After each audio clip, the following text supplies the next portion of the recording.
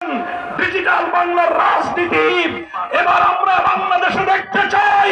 ইসলামের রাজনীতি,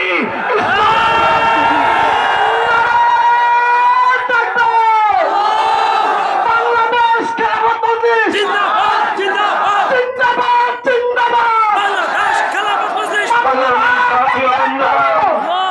সংগ্রামী সাথী ও বন্ধুগণ, আপনারা মনে রাখবেন জুলাইয়ের ঐতিহাসিক বিপ্লবে সহস্র তাজা প্রাণ বিসর্জন গিয়েছে একটি জুলুম আর বৈষম্যহীন একটি রাষ্ট্র এবং সমাজ গড়বার জন্য। কথা বলেন ঠিক কিনা?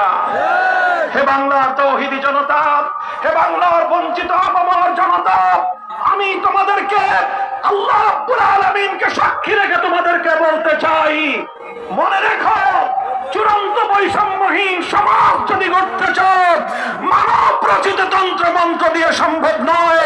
আল্লাহর জমিনে আল্লাহ প্রদত্ত রাজনৈতিক বন্দোবস্ত, খেলাফতের ব্যবস্থা ছাড়া চূড়ান্ত বৈষম্যহীন সমাজ গড়া সম্ভব নয়।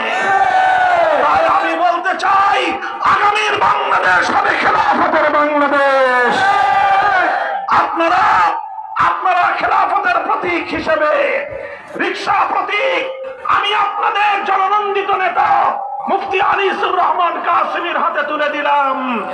আপনারা এই রিকশা প্রতীককে বিজয়ী করে আপনাদের প্রকৃত প্রতিনিধিত্ব জাতীয় সংসদে নিশ্চিত করবার জন্য যার যা আছে তাই নিয়ে আপনারা মাঠে নামবেন তো ইনশাআল্লাহ।